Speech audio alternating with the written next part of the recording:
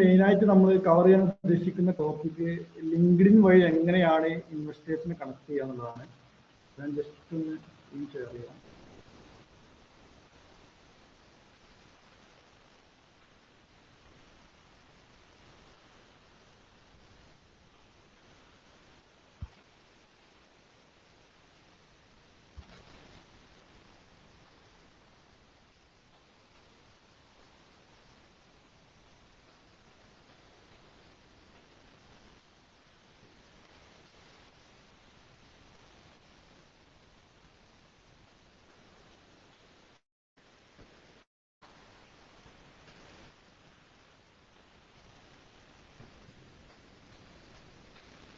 Screen കാണുന്നുണ്ടോ?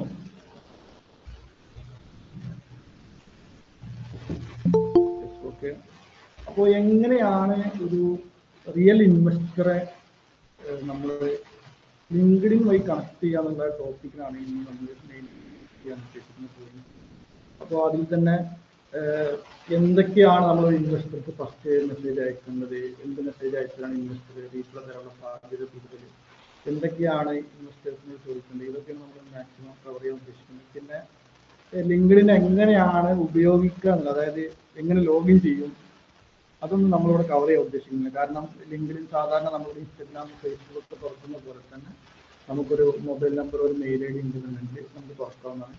പിന്നെ മെയിലിന് കുറച്ചും കൂടി ഇമ്പോർട്ടൻസ് ഉള്ള സ്ഥലമാണ്. കാരണം ഒരു പ്രൊഫഷണൽ സ്ഥലം ആയതുകൊണ്ട് തന്നെ നമുക്ക് വരുന്ന മെസ്സേജുകൾ, നമുക്ക് വരുന്ന ജോബ് ഓഫറുകൾ, അതെല്ലാം വരുന്നത് മെയിൽ ത്രൂ ആയിരിക്കും. നമുക്ക് നോട്ടിഫിക്കേഷൻസ് കൂടുതൽ വരിക. അപ്പോൾ മെയിലിന് വളരെ ഇമ്പോർട്ടൻസ് ഉണ്ട്. നമ്മൾ ഓപ്പൺ ചെയ്ത് നോക്കുന്ന, നമ്മൾ തുറന്നു നോക്കുന്ന മെയിലുകൾ എന്ത് ചെയ്യുക, ലിങ്ക്ഡിന് വേണ്ടിയിട്ട് ഉപയോഗിക്കാൻ നോക്കാറുള്ളതാണ്. അപ്പോൾ അവിടെ എന്ത് ചെയ്യുക, തരികിട മെയിലുകളൊന്നും ഉപയോഗിക്കാതിരിക്കാൻ ഒന്നാമത്തെ ശ്രദ്ധിക്കുക എന്നുള്ളതാണ്. പിന്നെ നമ്മളെന്ത് ചെയ്യുക, അതിൽ ഓരോ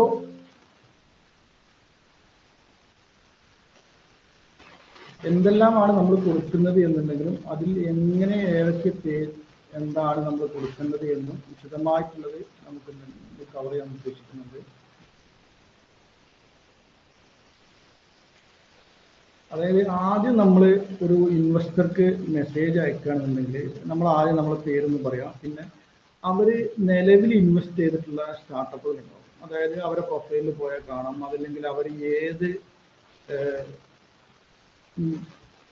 ഏതെങ്കിലും ഒരു VC-യോ അല്ലെങ്കിൽ ഏഞ്ചൽ നെറ്റ്വർക്കിലോ അതല്ലെങ്കിൽ അവരൊരു വെബ്സൈറ്റ് ഉണ്ട്, അവിടെ പോയാലും നമുക്ക് എന്ത് ചെയ്യാൻ പറ്റും, അവർ സിമിലർ ആയിട്ട് മുമ്പ് ഇൻവെസ്റ്റ് ചെയ്തിട്ടുള്ള സ്റ്റാർട്ടപ്പുകളുടെ ലിസ്റ്റ് കിട്ടും.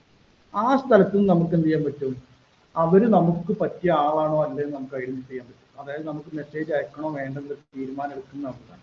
അത് കഴിഞ്ഞിട്ട് നമ്മൾ എന്ത് ചെയ്യാണ്, നിങ്ങൾ ഇങ്ങനെ സ്റ്റാർട്ടപ്പിൽ ഇൻവെസ്റ്റ് ചെയ്തിട്ടുണ്ട്, അപ്പോൾ ഞങ്ങൾ ഓൾറെഡി ഒരു പ്രോബ്ലം സോൾവ് ചെയ്യാൻ നോക്കുന്നുണ്ട് ഇതിന്റെ റിലേറ്റ് ചെയ്തിട്ട് എന്നുള്ള, അതല്ലെങ്കിൽ നിങ്ങളെ ബിസിനസ് ഇതാണ്, അപ്പോൾ നിങ്ങളെ മുമ്പത്തെ എക്സ്പീരിയൻസ് ഇന്നതാണ്, അപ്പോൾ ആ എക്സ്പീരിയൻസിൽ നിന്നും ഞങ്ങൾ ഇങ്ങനെ ഒരു പ്രോബ്ലം സോൾവ് ചെയ്യാൻ ഉദ്ദേശിക്കുന്നുണ്ട്, അപ്പോൾ ഞങ്ങൾ ഇതാണ് ഇതിന്റെ മാർക്കറ്റായിട്ട് കണ്ടിട്ടുള്ളത്, ഇവിടേക്കാണ് ഞങ്ങൾ എന്ത് ചെയ്യുന്നത് ഇൻവെസ്റ്റ് ഉദ്ദേശിക്കുന്നതെന്ന് പറയാതെ നമ്മൾ അവരൊരു അഡ്വൈസ് എടുക്കാൻ നോക്കുന്നുണ്ട്. അത് മിക്കവാറും ആളുകൾ, ഇപ്പോൾ എനിക്കൊക്കെ വരുന്ന ഒരു 70% മെസ്സേജും എനിക്ക് ഇത്ര ഇൻവെസ്റ്റ്മെന്റ് തരുമെന്ന് മാത്രം മെസ്സേജ് അയക്കാം. എന്തിന് ഞാൻ ഇൻവെസ്റ്റ് ചെയ്യണം എന്നുള്ളതിന് ചോദ്യമുണ്ട്. ആ ചോദ്യത്തിന് ഉത്തരമാണ് ആദ്യം കൊടുക്കേണ്ടത് എന്നുള്ളതാണ്.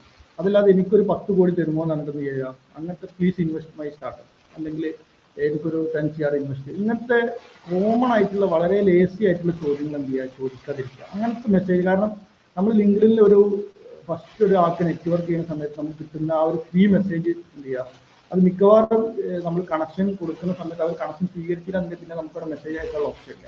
അപ്പോൾ അതുകൊണ്ട് തന്നെ ആദ്യം അയക്കുന്ന മെസ്സേജിന് വളരെ ഇമ്പോർട്ടൻസ് ഉണ്ട്. നമ്മൾ എന്താണെന്ന് പരിചയപ്പെടുത്തുന്നതിനും നമ്മൾ എന്താണ് സോൾവ് ചെയ്യാൻ ഉദ്ദേശിക്കുന്നത് എന്ത് ചെയ്യുക, കറക്റ്റായിട്ട് കൊടുക്കുക എന്നുള്ളത്. പിന്നെ വരുന്നത് നമുക്ക് എന്ത് ചെയ്യാം, അവിടെ തന്നെ നമുക്ക് എന്ത് ചെയ്യാൻ പറ്റും, ഒരു വോയിസ് ആയിട്ട് നമുക്കൊരു മെസ്സേജ് അയക്കാൻ പറ്റും. ഒരു 5 മിനിറ്റ് സമയം നമ്മൾക്ക് ചാറ്റ് ചെയ്യാൻ ഉണ്ടാവും എന്ന് ചോദിച്ചിട്ട് എന്ത് ചെയ്യാം, നമുക്കൊരു മെസ്സേജ് അയക്കാം. നമ്മൾ ഇന്ന പ്രോബ്ലം സോൾവ് ചെയ്യുന്നത്, ഇന്നതാണ് നമ്മൾ ഗ്രോത്ത് നിൽക്കുന്നത് എന്ന് പറഞ്ഞിട്ട് ഒരു വോയിസ് മെസ്സേജ് ആയിട്ട് നമുക്ക് എന്ത് ചെയ്യാൻ പറ്റും, DM ചെയ്യാൻ പറ്റും. പിന്നെ ഇതിൽ നമ്മൾ ഈ മെസ്സേജ് അയക്കുന്നതിൽ മെയിനായിട്ട് ശ്രദ്ധിക്കേണ്ട എന്താണെന്ന് വെച്ചാൽ, നമ്മൾ ആ മെസ്സേജിൽ എന്തുണ്ടാവണം, ഫസ്റ്റത്തെ ഒരു 30 സെക്കൻഡിൽ തന്നെ എന്ത് ചെയ്യണം, അതായത് ഒരു വോയിസിലാണ് മെസ്സേജ് പോകുന്നുണ്ടെങ്കിൽ ആദ്യത്തെ 30 സെക്കൻഡിൽ തന്നെ നമുക്ക് എന്ത് ചെയ്യാൻ പറ്റണം, നമ്മളെ ഹുക്ക് കവർ ചെയ്യാൻ പറ്റണം. അങ്ങനെയല്ല എന്നുണ്ടെങ്കിൽ ഉണ്ടാവുന്നതെന്ന് വെച്ചാൽ ഇയാൾ ഒരിക്കലും എന്തില്ല, നമ്മൾ ആ വോയിസ് പിന്നെ കണ്ടിന്യൂറ്റി കേൾക്കാൻ ചാൻസ് ഇല്ല. അതായത് നമ്മൾ ഇന്ന ടാർഗറ്റ് ഓഡിയൻസിനാണ് നമ്മൾ ഉദ്ദേശിക്കുന്നത്, അവർക്ക് ഇന്നതാണ് ബെനിഫിറ്റ്, അതായത് നമ്മൾ സൊല്യൂഷൻ ഉപയോഗിക്കുന്ന സമയത്ത് ഇവർക്ക് എന്താണ് ബെനിഫിറ്റ് എന്ന് എന്ത് ചെയ്യുക, കൃത്യമായിട്ട് നമ്മൾ കവർ ചെയ്യാൻ നോക്കുക. അതല്ല എന്നുണ്ടെങ്കിൽ ഉണ്ടാവുന്നത് എന്താണെന്ന് വെച്ചാൽ, എന്താണ് ടാർഗറ്റ് ഓഡിയൻസ് എന്നില്ല, നമുക്കറിയില്ല, നമ്മുടെ കസ്റ്റമർ ആരാന്ന് അറിയില്ല, എന്താണ് ഉപയോഗിക്കുന്ന കസ്റ്റമർക്കുള്ള ബെനിഫിറ്റ് അറിയില്ല, നമുക്ക് ഉണ്ടാവുന്നുള്ള പ്രശ്നം എന്താണെന്ന് വെച്ചാൽ ആ കസ്റ്റമർ നമ്മളെത്തുന്ന എന്താണ് ഇല്ല, വരുന്നില്ല എന്നുള്ളത്. അതായത് നമ്മളൊരു വെറുതെ എന്ത് ചെയ്യാണ്, ഇൻവെസ്റ്റർ അടുത്ത് പോയിട്ട് പണം ചോദിക്കുന്ന പോലുള്ള ഒരു സ്റ്റേജ് ആയിരിക്കുന്നതാണ്. അപ്പൊ ഉണ്ടാവുന്ന എന്താ വെച്ചാൽ ഇൻവെസ്റ്റർ എന്തില്ല, ഒരിക്കലും ബ്ലാങ്ക്ലി നമുക്കൊരു ഫണ്ട് തരാൻ തയ്യാറാവില്ല. പിന്നെന്ത് ചെയ്യാം, നമ്മുടെ ട്രാക്ഷൻ കൃത്യമായിട്ട് കാണിക്കാം. അതായത് നമുക്ക് ഇത്ര യൂസർ ഉണ്ട്, ഈ യൂസറിൽ നിന്ന് നമ്മൾ എന്ത് ചെയ്യുക, ഇത്ര റവന്യൂ ആണ് നമുക്ക് വരുന്നത്. അതായത് ഉദാഹരണം പറയുകയാണെന്നുണ്ടെങ്കിൽ ഞങ്ങൾക്ക് എന്തുണ്ട്, 1,00,000 യൂസർ ഉണ്ട്. ഇപ്പോൾ ഒരു ഉദാഹരണം വെച്ച് പറയാം. ഇപ്പോൾ എൻട്രി ആപ്പാണ് ഇപ്പോൾ എന്നുണ്ടെങ്കിൽ ഏകദേശം 1.5 കോടി യൂസേഴ്സ് ഉണ്ട് എൻട്രി ആപ്പിനുണ്ട്. ആ എൻട്രി ആപ്പിന്റെ പെയ്ഡ് കസ്റ്റമർ ആയിട്ടുള്ളത് ഏകദേശം എനിക്ക് തോന്നുന്നു 10 ലക്ഷത്തിന് താഴെ 8 ലക്ഷം യൂസേഴ്സാണ് അവിടെ പെയ്ഡ് ആയിട്ട് സബ്സ്ക്രൈബ് ചെയ്തിട്ടുള്ളത്. അപ്പോൾ അത് വെച്ചിട്ട് അവർക്ക് അവിടെ റവന്യൂ പറയാനുള്ള ഓപ്ഷൻ ഉണ്ട്. ഇതേപോലെ തന്നെ നിങ്ങൾക്ക് എന്തുണ്ട്, നിലവിൽ 100 യൂസർ ഞങ്ങൾക്ക് വന്നിട്ടുണ്ട്, അതിലെന്ത് ചെയ്യുന്നുണ്ട്, 50 പേര് നമുക്ക് പേ ചെയ്യുന്നുണ്ട്. ആ 50 പേര് ഇത്രയാണ് നമുക്ക് പേ ചെയ്യുന്നത്. അത് ചിലപ്പോൾ മിക്കവാറും ആളുകളൊക്കെ ഇനീഷ്യൽ സ്റ്റേജിൽ നിന്ന് ചെറിയ എമൗണ്ട് നമ്മൾ കൊടുത്തിട്ടുണ്ടാവും. അപ്പൊ ഉണ്ടാവുന്നത് എന്താ വെച്ചാൽ ആ കസ്റ്റമർ നമ്മളെ കസ്റ്റമർ തന്നെ പിന്നെയാണ് നമുക്ക് മനസ്സിലാവുന്നത് ഇത് നമുക്ക് എന്ത് ചെയ്യാം, പ്രോഫിറ്റബിൾ അല്ല, അതുകൊണ്ട് എന്ത് ചെയ്യാം, നമ്മുടെ കസ്റ്റമറെ എമൗണ്ട് നമ്മൾ കൂട്ടാൻ പോകാണ്. ആ സമയത്ത് എന്താണ് ഈ റവന്യൂവിൽ ചെറിയൊരു വ്യത്യാസം. നമുക്ക് പറയാം, നമുക്ക് ഇനീഷ്യൽ കസ്റ്റമർ ഞങ്ങൾ എന്ത് ചെയ്യുന്നു $10 കൊടുത്തിരുന്നത്, പിന്നെ ഞങ്ങൾ എന്ത് ചെയ്തു അത് $20 ആക്കിയിട്ടുണ്ട്. അപ്പോൾ ഈ ഒരു വേരിയേഷൻ ഉണ്ടെങ്കിൽ കൃത്യമായിട്ട് അവിടെ പറയാൻ നോക്കുന്നത്. ഈ ട്രാക്ഷനും അതേപോലത്തെ ട്രാക്ഷന് ഇല്ലെങ്കിൽ വളരെ ഇമ്പോർട്ടൻ്റ് ഉണ്ട്.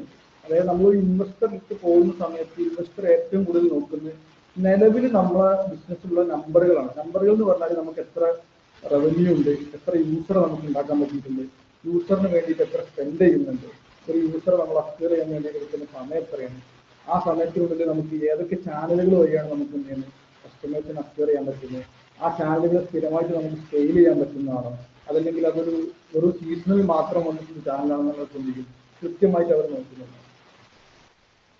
പിന്നെ വരുന്നത് എന്താണ്, നമ്മൾ എത്രയാണ് ആസ്ക് ചെയ്യുന്നത്. ഇപ്പോൾ നമുക്കിപ്പോൾ ഒരു 10 കോടിയാണ് നമ്മൾ ഉദ്ദേശിക്കുന്നത് എന്നുണ്ടെങ്കിൽ നമ്മൾ 10 കോടിയാണ് നമ്മൾ അടുത്തൊരു സ്റ്റേജിലേക്ക് നമ്മൾ ഉദ്ദേശിക്കുന്നത്. അതിന് വേണ്ടിയിട്ട് നമ്മൾ ഇന്ന സ്കെയിലിലേക്ക് പോകാൻ വേണ്ടിയിട്ടാണ് ഈ 10 കോടി എന്ന് പറയുന്നത്. അതല്ലാതെ എന്തിനാണ് 10 കോടി എന്നുള്ള ചിത്രം നമ്മൾക്ക് ഇല്ലാതെ നമ്മൾ എന്ത് ചെയ്യാണ്, പോകുന്ന സമയത്ത് ഒരിക്കലും ഇൻവെസ്റ്റർ തയ്യാറാവുന്നില്ല. അതായത് നമ്മൾ എന്ത് ചെയ്യണം, ഇപ്പോൾ നമ്മൾ അതിൽ നമുക്ക് എന്ത് ചെയ്യാൻ പറ്റും, ഇങ്ങനെ ഒരു ഡാറ്റയും അവിടെ പ്രസന്റ് ചെയ്യാൻ പറ്റും. അതായത് നമ്മളിപ്പോൾ നിലവിൽ ഉണ്ടാക്കിയിട്ടുള്ള 100 കസ്റ്റമറിൽ നിന്നും അവർ 1000 രൂപ വെച്ചാണ് നമുക്ക് പേ ചെയ്തിരുന്നത്. അതിൽ നമ്മളെ നമുക്ക് 100 കസ്റ്റമർക്ക് റവന്യൂ വന്നിട്ടുണ്ട്. അതിൽ നിന്ന് തന്നെ എന്ത് ചെയ്തു, അവർ നിലവിൽ ആ സർവീസ് അവർക്ക് വേണ്ടി വന്നിരുന്ന കോസ്റ്റ് 10,000 രൂപയായിരുന്നു. ഇപ്പോൾ നമ്മളെ സർവീസ് ഉപയോഗിച്ച് പറഞ്ഞപ്പോൾ ഒരു 30% അവരെ കോസ്റ്റ് കട്ട് ചെയ്തിട്ടുണ്ട്. അതായത് 7,000 രൂപ എന്ത് ചെയ്തു, 30,000 രൂപ വെച്ചിട്ട് അല്ല 3,000 രൂപ വെച്ചിട്ട് എന്ത് ചെയ്തിട്ടുണ്ട്, അവർക്ക് അവരെ കോസ്റ്റ് കട്ട് ചെയ്യാൻ പറ്റിയിരുന്നു. അപ്പൊ അതെന്താണ്, ഒരു കസ്റ്റമർ പ്രോബ്ലം പെയിൻ പോയിന്റ് എന്ത് ചെയ്യണം കൃത്യമായിട്ട് അവിടെ നമ്മൾ സോൾവ് ചെയ്തിട്ടുണ്ട്.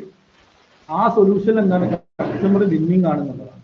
അത് വിന്നിങ് അല്ലാതെ വരുമ്പോഴാണ് എന്ത് ചെയ്യുന്നത്, എന്തിനാണ് ഈ കസ്റ്റമർ വരുന്നത് എന്നുള്ളതാണ്. നിലവിലുള്ള ഒരു ഇൻഡസ്ട്രിയിലേക്കാണ്, നിലവിൽ നടക്കുന്ന ഒരു ബിസിനസ്സിലേക്കാണ് നമ്മൾ ടൂൾ കൊടുക്കുന്നതെങ്കിൽ അവർ ഈ ടൂൾ ഉപയോഗിക്കണം എന്നുണ്ടെങ്കിൽ എന്ത് ചെയ്യണം, അവിടെ കൃത്യമായിട്ട് അവർക്ക് എന്ത് ബെനിഫിറ്റ് ആണ് ഇവിടുന്ന് കിട്ടുന്നത് എന്നുള്ള കൊടുക്കാൻ പറ്റണം. അതല്ല എന്നുണ്ടെങ്കിൽ ഉണ്ടാവുന്ന പ്രശ്നം എന്താണെന്ന് വെച്ചാൽ അവർ എന്തിന് നമ്മൾ പ്രൊഡക്റ്റ് ഉപയോഗിക്കണം എന്നുള്ളതാണ്. അതായത് ഒരു ബെനിഫിറ്റ് ഇല്ലാത്ത പ്രൊഡക്റ്റ് എന്തിന് ഒരു യൂസർ ഉപയോഗിക്കണം എന്നുള്ളതാണ്. അത് പറയാൻ പറ്റില്ല എന്നുണ്ടെങ്കിൽ എന്താണ്, എപ്പോഴും ഒരു താല്പര്യം ഉണ്ടാവില്ല എന്നുള്ളതാണ്. പിന്നെ അതേപോലെ തന്നെ കോമൺ ആയിട്ട് അയക്കുന്ന കുറെ മെസ്സേജസും നമ്മളെ വേർഡ്സും ഉണ്ട്. അതായത് ഇപ്പൊ പല ആളുകളും നമ്മളെടുത്ത് പറയും ഞങ്ങൾ റവല്യൂഷണറി സ്റ്റാർട്ടപ്പാണ്, നിങ്ങൾ റവല്യൂഷൻ കൊണ്ടുവരാൻ പോവുകയാണ്. റവല്യൂഷൻ കൊണ്ടുവരാൻ പറഞ്ഞ ഒരു മിനിമം അതിലൊരു 10% റവല്യൂഷൻ കൊണ്ടുവന്നിട്ട് എന്ത് ചെയ്യുക, പോയിട്ട് നമ്മൾ റവല്യൂഷൻ കൊണ്ടുവരാൻ പോവുകയാണ്. അതല്ലെങ്കിൽ പറയുന്നത് ഞങ്ങൾ സ്വിഗ്ഗി ഉണ്ടാക്കാൻ പോകണം, അല്ലെങ്കിൽ ഊബർ ഉണ്ടാക്കാൻ പോകണം, സൊമാറ്റോ ഉണ്ടാക്കാൻ പോകണം. സൊമാറ്റോന്റെ കസ്റ്റമർ, സൊമാറ്റോയും സ്വിഗ്ഗിയും ഊബറൊക്കെ 2008 സ്റ്റാർട്ട് ചെയ്തിട്ടുള്ള ഊബറാണെങ്കിൽ ഇന്ന് നിങ്ങൾ കാണുന്ന ഊബറില്ല. അപ്പൊ അത് എങ്ങനെയുള്ള ഈ ഇൻവെസ്റ്റർ എപ്പോഴും അറിയുന്ന ആളായിരിക്കും. കാരണം ഇൻവെസ്റ്റർ ഓരോ ബിസിനസിനെ കുറിച്ചും പഠിക്കുന്നുണ്ടാവും. നല്ല ബിസിനസിനെ കുറിച്ച് പഠിക്കുന്നവരാണ് എപ്പോഴും എന്ത് ചെയ്യുക, ഒരു ഇൻവെസ്റ്റർ ആയിട്ട് വരാനുള്ളത്. അതിന് പകരം നിങ്ങൾക്ക് എന്ത് ചെയ്യാൻ പറ്റും, ഞങ്ങൾക്ക് ഒരു 500 പെയിൻ കസ്റ്റമർ ഉണ്ട്, അതിൽ 20% പോകും. അപ്പോൾ അവിടെ കൃത്യമായിട്ട് നമ്മളെ നമ്മളെ ഗ്രോത്ത് എത്രയെന്ന് പറഞ്ഞിട്ടുണ്ട്, നമുക്ക് എന്താണ് നമ്മളെ യൂസർ എന്ന് പറയാം. അതല്ലാതെ നമ്മൾ ഊബർ ആണ്, അല്ലെങ്കിൽ ഞങ്ങൾ ടെസ്ലനെ മറിച്ചിടാൻ പോവാണ്, അതല്ലെങ്കിൽ ഞങ്ങൾ ബൈക്ക് ടാക്സിയിൽ ഇന്ന സംഭവം കൊണ്ടുവരാൻ പോവാണ്, ഇതൊക്കെ പറയുമ്പോൾ എന്തുണ്ട്, ഇപ്പുറത്ത് എന്താണ് നമ്മൾ സോൾവ് ചെയ്യാൻ പോകുന്നില്ല എന്നുള്ളത് കൃത്യമായിട്ട് ഇൻവെസ്റ്റർക്ക് മനസ്സിലാവാം. നമ്മൾ എന്ത് ചെയ്യാണ്, കോമ്പറ്റീറ്റർ ആയിട്ട് ഒരാളെ കണ്ടിട്ട് അയാളെ കോപ്പി ചെയ്യാനാണ് നോക്കുന്നത്. പക്ഷെ അവിടെ ആ ഗ്യാപ്പിൽ, ഇപ്പോൾ ഉദാഹരണം പറയുകയാണെന്നുണ്ടെങ്കിൽ ഓയോ വന്ന സമയത്ത് ഓയോ പറഞ്ഞ എന്താണ്, 800 രൂപക്ക് അഫോർഡബിൾ റൂമാണ്. അതിന് ഓയോ ചെയ്തത് എന്താ വെച്ചാൽ എല്ലാ റെസ്റ്റോറൻറ്റ് ഹോട്ടലുകളും എന്ത് ചെയ്തു, ഒരു 4 റൂമുകൾ വീതം ഓയോ സ്റ്റാൻഡേർഡിലേക്ക് ചേഞ്ച് ചെയ്ത് അതിനെന്ത് ചെയ്തു, ആ സ്റ്റാൻഡേർഡ് കീപ്പ് ചെയ്യുന്നത് ഉറപ്പുവരുത്തിയിട്ടാണ് എന്ത് ചെയ്ത് അവർ ആദ്യം ബിസിനസ് പിടിക്കുന്നത്. അപ്പോൾ അഫോർഡബിൾ സ്റ്റേ എന്നുള്ളൊരു കാറ്റഗറിയിൽ എന്ത് ചെയ്തു, അവർ നിലവിലുള്ള ലോഡ്ജുകൾ എന്ത് ചെയ്തു മാറ്റിയെന്നില്ല. അപ്പൊ ആ ലോഡ്ജിനൊന്നും മാറ്റങ്ങൾ സംഭവിച്ചിട്ടില്ല, നിലവിൽ അങ്ങനെ തന്നെ ഉണ്ട്. പക്ഷെ ഈ ഇതിലെന്ത് ചെയ്തു, അവര് പിന്നെ അവർ വന്ന ബിസിനസ് മോഡലിൽ കൊറോണ ഒക്കെ വന്നപ്പോൾ അവർ മൊത്തത്തിൽ മാറ്റം വരുത്തി. ഇപ്പൊ ഏകദേശം 800 കോടി പ്രോഫിറ്റ് ഉള്ള ഒരു സ്റ്റാർട്ടപ്പാണ്. അതായത് അവരെ ഏറ്റവും വലിയ ബിസിനസ് ഇപ്പൊ എന്താണ്, UK US ബേസ് ചെയ്തിട്ടുള്ള ഹോട്ടലുകളാണുള്ളത്. അപ്പോൾ ഇവിടെ എല്ലാവരും ഓയോനെ ഇപ്പോൾ നെഗറ്റീവ് ഒക്കെ പറയുന്നുണ്ടെങ്കിലും ആ സ്റ്റാർട്ടപ്പ് സക്സസ്ഫുള്ളി അതിന്റെ ഇൻവെസ്റ്റേഴ്സും അതേപോലെ തന്നെ അതിന്റെ ഫൗണ്ടറും എക്സിറ്റ് ചെയ്തിട്ടുള്ളതാണ്. അത് എല്ലാവർക്കും അറിയില്ലെന്നുള്ളതാണ്. അതേപോലെ തന്നെ അടുത്തൊരു പ്രശ്നമാണ് എന്ത്, നമ്മൾ നിലവിൽ ഒരു പ്രൊഡക്റ്റ് നമ്മൾ മാർക്കറ്റ് ഇറക്കുന്നുണ്ടെങ്കിൽ എല്ലാവരും നമ്മളെ പ്രൊഡക്റ്റ് ഇറക്കുന്നത് നമ്മൾ എന്ത് ചെയ്യുക, ഉപയോഗിക്കുന്ന നിർബന്ധം പറയാതിരിക്കുക. അതായത് എവരിവൺ യൂസ് ഈ പ്രൊഡക്റ്റ് എന്ന് പറയാതിരിക്കുക. അപ്പോൾ ഉണ്ടാകുന്ന ഒരു പ്രശ്നം എന്താണെന്ന് വെച്ചാൽ 600 കോടി ജനങ്ങളുണ്ടെങ്കിൽ അതിൽ 500 കോടി എൻ്റെ പ്രൊഡക്റ്റ് ഉപയോഗിക്കുന്നു പറയണം. അതല്ലെങ്കിൽ കേരളത്തിലാണെങ്കിൽ 3.5 കോടി ജനങ്ങളുണ്ട്. ഈ 3.5 കോടി ജനങ്ങൾ ഒരിക്കലും നമ്മളെ പ്രൊഡക്റ്റ് ഉപയോഗിക്കാൻ വരുന്നില്ല. കാരണം അവിടെ പണം സബ്സ്ക്രൈബ് ചെയ്യാൻ ഏറ്റവും കൂടുതൽ ആൾക്കാർ വരില്ല എന്നുള്ളതാണ്. അപ്പൊ അതിന് പകരം നമുക്ക് എന്ത് ചെയ്യാൻ പറ്റും, ഇത്രയാണ് നിലവിലെന്ത് ഹോട്ടൽ ബിസിനസ് പോയ എടുക്കുകയാണെങ്കിൽ തന്നെ ഇത്രയാണ് hotel and restaurant booking OTA മാനേജ്മെന്റിൽ എന്തുള്ളത്, ബുക്കിംഗ് നിലവിൽ അതിൽ ഒരു 5000 കോടിയുടെ മാർക്കറ്റാണ് ഇപ്പോൾ കേരളത്തിലുള്ളത്. അതിൽ ഞങ്ങൾ ഒരു 50 കോടിയുടെ മാർക്കറ്റാണ് എന്ത് ചെയ്യുന്നത്, നമ്മൾ ക്യാപ്പ് ചെയ്യാൻ പോകുന്നത്. അപ്പോൾ ഉദാഹരണം പറയുകയാണെങ്കിൽ ഓയോനെ പോലെ തന്നെയുള്ള മാർക്കറ്റിലുള്ള വേറൊരു സ്റ്റാർട്ടപ്പാണ്, കേരളത്തിൽ സ്റ്റാർട്ടപ്പാണ്. ഏകദേശം എനിക്ക് തോന്നുന്നു ഒരു 200 കോടിയൊക്കെ ടേണർ ആയിട്ടുണ്ടാവും. നമ്മുടെ സുഹൃത്താണ് വിനോദ് എന്ന് പറഞ്ഞ ആള്, കേരള സ്റ്റാർട്ടപ്പ് ഇൻവെസ്റ്റ് ചെയ്യുന്ന സ്റ്റാർട്ടപ്പാണ് വോയോ ഹോംസ് എന്ന് പറഞ്ഞത്. അതായത് ഓളിയുടെ ഹോംസ് എന്ത് ചെയ്യുക, ബുക്കിംഗ് ചെയ്യുക.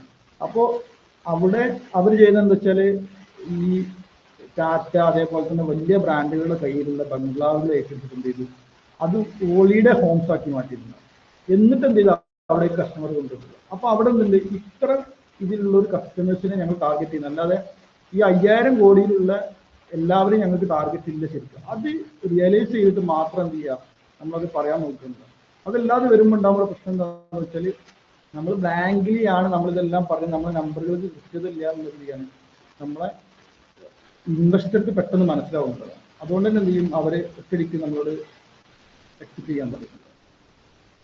പിന്നെ വരുന്നതാണ് നമ്മൾ റോങ് ആയിട്ടുള്ള ഇൻവെസ്റ്റേഴ്സിൻ്റെ അടുത്ത് പിച്ച് ചെയ്യാനുള്ളത്. അവിടെ വരുമ്പോൾ ഒരു പ്രശ്നം എന്താണെന്ന് വെച്ചാൽ നമ്മളൊരു ഫുഡോ അല്ലെങ്കിൽ ബീവറേജസോ അല്ലെങ്കിൽ ഇലക്ട്രോണിക്സോ അതല്ലെങ്കിൽ AI ഇപ്പോൾ നമ്മൾ തന്നെ ഇപ്പോൾ 2 ഇൻവെസ്റ്റേഴ്സിൻ്റെ എടുത്തിട്ടുള്ള ഒരു പ്രോഗ്രാം നമ്മൾ സ്റ്റാർട്ട് ചെയ്തു. ഒന്ന് AI-യിലായിരുന്നു, ഒന്ന് FFG-യിലായിരുന്നു. അപ്പോൾ നിങ്ങൾക്ക് മനസ്സിലാവുന്നുണ്ടാവും, അത് നമ്മൾ വ്യത്യസ്തമായിട്ട് തന്നെ പറയുന്നത്. അതല്ലാതെ എല്ലാ ഇൻവെസ്റ്റേഴ്സും എല്ലാ സ്റ്റാർട്ടപ്പിലും ഇൻവെസ്റ്റ് ചെയ്യുക. അവർക്ക് ഇഷ്ടപ്പെട്ട, അവർക്ക് ഓക്കെ ആയിട്ടുള്ള, മിക്കവാറും അവർക്ക് എക്സ്പീരിയൻസ് ഉള്ള സ്റ്റാർട്ടപ്പിലായിരിക്കും അല്ലെങ്കിൽ ആ ബിസിനസ് മോഡലിലായിരിക്കും എന്ത് ചെയ്യുക, അവർ ഇൻവെസ്റ്റ് ചെയ്യാൻ വരുന്നത്. ഇപ്പോൾ AI-യിൽ ഇൻവെസ്റ്റ് ചെയ്യാൻ വരുന്നവർ എപ്പോഴും എന്തായിരിക്കും, അവർ AI-നെ കുറിച്ചൊരു മിനിമം ധാരണ അല്ലെങ്കിൽ കസ്റ്റമർ യൂസർ ബേസ് ഓട്ടോമേഷനെ കുറിച്ചൊരു ധാരണയുള്ള ആളുകളായിരിക്കും എന്ത് ചെയ്യുക, ചെയ്യാന്നുള്ളതാണ്. അതല്ലാതെ വരുമ്പോൾ ഉണ്ടാകുമ്പോൾ എന്താണെന്ന് വെച്ചാൽ നമ്മൾ വെറുതെ ഒരുപാട് പേർക്ക് എന്ത് ചെയ്യണം, നമ്മൾ സമയം സ്പെൻഡ് ചെയ്തിട്ട് വേസ്റ്റ് ചെയ്യുന്നതാണ്. അതിനെന്ത് ചെയ്യാൻ പറ്റും, ഏത് ടൈപ്പിലാണ് ഇവർ ഇൻവെസ്റ്റ് ചെയ്യുന്നത്, എന്ത് ടൈപ്പിലാണ് ഇൻവെസ്റ്റ് ചെയ്യുന്നത്. ഇപ്പോൾ നമ്മൾ ലേറ്റസ്റ്റ് കൊടുത്തൊരു ബുക്കിലുണ്ടായിരുന്നു എന്ത്, ഓരോ ഇൻവെസ്റ്റേഴ്സും ഏതിലേക്കാണ് ഇൻവെസ്റ്റ് ചെയ്യാനുള്ളത് കൃത്യമായിട്ട് നമ്മളോട് മെൻഷൻ ചെയ്യും. അപ്പോൾ ആ ഇൻവെസ്റ്റേഴ്സിന് മാത്രം പ്ലാൻ ചെയ്ത് അവർ എന്താണോ അവർക്ക് ഇഷ്ടപ്പെട്ട ടോപ്പിക്, ആ ടോപ്പിക്കുമായി ബേസ് ചെയ്തിട്ട് നമ്മൾ ഡിസ്കഷൻ സ്റ്റാർട്ട് ചെയ്ത് നമ്മൾ ഇങ്ങനെ ഒരു പ്രൊജക്റ്റ് ചെയ്യുന്നുണ്ടെന്ന് പറഞ്ഞ് ആ പ്രൊജക്റ്റിന് അവരുടെ കയ്യിൽ നിന്ന് അഡ്വൈസ് എടുത്ത് അതിനുശേഷം എന്ത് ചെയ്യുക, അവർക്ക് പറയുന്നത് ഇൻവെസ്റ്റ്മെന്റ് അവർ ഓട്ടോമാറ്റിക്കലി നമ്മൾക്ക് വരാൻ തയ്യാറാവുമ്പോഴാണ് നമുക്ക് എപ്പോഴും വാല്യൂ കൂടുതലാണെന്നുള്ളതാണ്. അതേപോലെ തന്നെ എന്ത് ചെയ്യും, നമുക്ക് നമ്മളെ ഗ്രോത്ത് നമ്മൾ എന്ത് ചെയ്യാം, വെറുതെ ബ്ലാങ്ക്ലി പറയാൻ പറ്റും. അതായത് റിയൽ ആയിട്ടുള്ള ഗ്രോത്ത് പറയാൻ എപ്പോഴും നോക്കണം. മിക്കവാറും കുറച്ച് സമയത്തുള്ള സ്റ്റാർട്ടപ്പുകൾക്കൊക്കെ ഒരു 2x 3x ഒക്കെ ഗ്രോത്ത് പറയാൻ പറ്റുള്ളൂ. അതിന് പകരം നമ്മൾ എന്ത് ചെയ്യും, വെറുതെ ബ്ലാങ്കിലി എന്ത് ചെയ്യും, ഫേസ്ബുക്കിൽ ആഡ് ചെയ്താൽ എനിക്ക് ഇത്ര കസ്റ്റമർ വരും, അതുകൊണ്ട് എനിക്ക് 10x കിട്ടും. ഈ ഫേസ്ബുക്കിന്റെ ആഡ് ഇപ്പൊ നമ്മൾ 100 രൂപക്കാണ് സ്പെൻഡ് ചെയ്യുന്നത്, അല്ലെങ്കിൽ 200 രൂപ ഡെയിലി സ്പെൻഡ് ഒരു കസ്റ്റമർ അക്വയർ ചെയ്യാനുണ്ടെങ്കിൽ അത് ചിലപ്പോൾ നീ ഫേസ്ബുക്ക് അധികം മാറി ചിലപ്പോൾ 2000 3000 ആവുന്നുണ്ട്, അല്ലെങ്കിൽ നമുക്ക് അവിടെ നിന്ന് വരുന്നുണ്ടാവില്ല. അപ്പൊ നമ്മൾ അടുത്തൊരു മെത്തേഡ് കീപ്പ് ചെയ്യും. അപ്പൊ നമുക്ക് എന്തായി, അവിടെ പേയ്മെന്റ് മാറി. അപ്പോൾ നമ്മൾ പറഞ്ഞ ഈ ഗ്രോത്തിൽ